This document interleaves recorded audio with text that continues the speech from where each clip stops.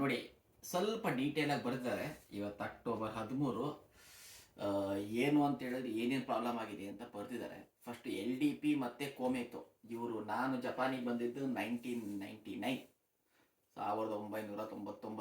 ಆಗಲೇ 27 ವರ್ಷದಿಂದ ಪಾರ್ಟ್ನರ್ಶಿಪ್ ಇತ್ತು. ಲೆಕ್ಕ ಹಾಕೊಳ್ಳಿ, BJP ಮತ್ತು JDU ಯಾವಾಗ ಸಪ್ರೇಟ್ ಆಯ್ತಾರ ಅದೇ ಸಿಚುವೇಶನ್ ಇದೆ. ಪಾಯಿಂಟ್ ಏನು? ಫಸ್ಟ್ ಪಾಯಿಂಟು, ಇವ್ರು Lok Sabha total seats 465, magic number 233. ಆದರೆ ಜಪಾನ್ ಇದಲ್ಲ, ಜಪಾನ್ ಎಲೆಕ್ಷನ್ ಸಿಸ್ಟಮಲ್ಲಿ 2 ಥರ ಎಲೆಕ್ಷನ್ ಸಿಸ್ಟಮ್ ಇದೆ. ಒಂದು ಫಸ್ಟ್ ಪಾಸ್ಟ್ ಪೋಲ್ ಅಂತ, ಇನ್ನೊಂದು PR, ಪ್ರಪೋರ್ಷನಲ್ ರೆಪ್ರೆಸೆಂಟೇಟಿವ್ ಅಂತ. ಅಂದರೆ ಈ 465 ಒಳಗೆ ನಿಮಗೆ ಇಲ್ಲಿ ನೋಡಿ 289 289 ಇವರು ಫಸ್ಟ್ ಪಾಸ್ಟ್ ಪೋಲು ಇಂಡಿಯಾ ಥರ.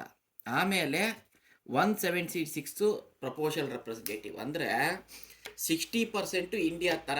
ಯಾರಿಗೆ ಜಾಸ್ತಿ ವೋಟ್ ಬರುತ್ತೋ, ಫಾರ್ ಎಕ್ಸಾಂಪಲ್ 40 30 30, 40 ಬಂದವನು MP ಆಗ್ತಾನೆ. ಇನ್ನೊಂದೇನು ಅಂತ ಹೇಳಿದ್ರೆ ಪ್ರಪೋರ್ಷನಲ್ ರೆಪ್ರೆಸೆಂಟೇಟಿವ್ ಅಂದರೆ ಅದು ಆಲ್ಮೋಸ್ಟ್ 40% ಇದೆ.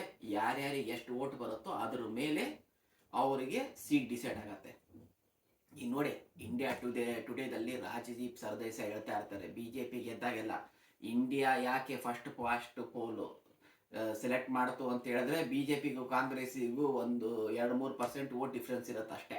ಆದರೆ ಅಷ್ಟು ಸುಲಭ ಅಲ್ಲ. ಯಾಕಪ್ಪ ಅಂದರೆ ಜಪಾನ್ನಲ್ಲಿ 11 ಬ್ಲಾಕ್ ಮಾಡಿದ್ದಾರೆ. ಆ 11 ಬ್ಲಾಕ್ ಒಳಗೆ PR ಡಿಸೈಡ್ ಆಗತ್ತೆ. ಸೊ ಹಿಂಗಿರೋದ್ರಿಂದ ಇವ್ರೇನು ಹೇಳ್ತಾ ಇದ್ದಾರೆ ಅಂತ ಹೇಳಿದ್ರೆ, ಇಷ್ಟು ದಿನ ಕೋಮೆತೋ BJPಗೆ ಸಪೋರ್ಟ್ ಮಾಡ್ತಾ ಇತ್ತು, LDPಗೆ ಸಪೋರ್ಟ್ ಮಾಡ್ತಾ ಇತ್ತು. ಅವ್ರಿಗೀಗ 135 ಬಂದಿದೆ. ಸೊ ಇವರು ಸಪ್ರೇಟಾಗಿ ಹೋದ್ರು ಅಂದರೆ ಬರೀ 90 ಸೀಟ್ಸ್ ಆಗತ್ತೆ ಅಂತ ಹೇಳ್ತಾ ಇದ್ದಾರೆ ಫಸ್ಟ್ ಪಾಸ್ಟ್ ಪೋಲಲ್ಲಿ.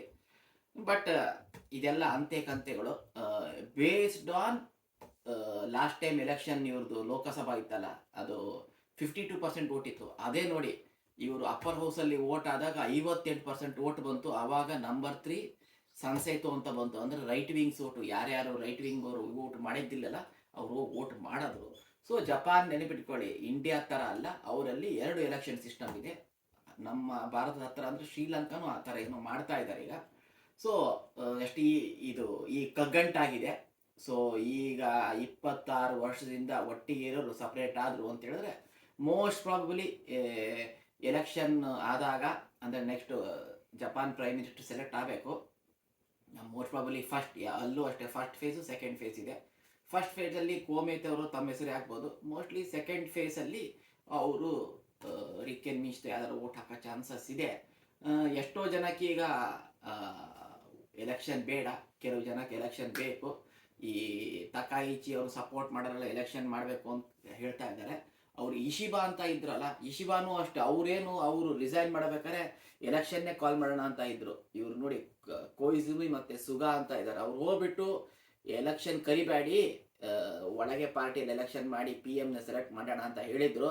ಪಾಪ ಹಿಂಗಾಗೋಯ್ತು. ಮೋಸ್ಟ್ ಪ್ರಾಬಲಿ ಇನ್ನೊಂದ್ಸಲಿ ತಕಾಯಿಚಿ ಅವ್ರು ಹೋಗ್ಬಿಟ್ಟು ಇಶಿಬಾ ಅವರಿಗೆ, ಈ ಪ್ರೆಸೆಂಟ್ ಪ್ರೈಮ್ ಮಿನಿಸ್ಟ್ರಿಗೆ ನೀವು ಎಲೆಕ್ಷನ್ ಕಾಲ್ ಮಾಡಿ ಅಂತ ಹೇಳ್ಬೋದು. ಸ್ವಲ್ಪ ಫ್ಯಾಸಿನೇಟಿಂಗು. ಮೋಸ್ಟ್ಲಿ ಇಶಿಬಾ ಅವ್ರಿಗೆ ಅದೇ ಇತ್ತು, ಎಲೆಕ್ಷನ್ ಕಾಲ್ ಮಾಡಬೇಡ ಅಂತಿತ್ತು. ಇವರೇ ತಡೆದಿದ್ದು. ಮೋಸ್ಟ್ ಪ್ರಾಬಲಿ ಎಲೆಕ್ಷನ್ ಕಾಲ್ ಮಾಡಿದ್ರು ಮಾಡ್ಬೋದು. ನೋಡೋಣ ಅಂತ ಏನಾಗುತ್ತೆ ಅಂತ. Thank you.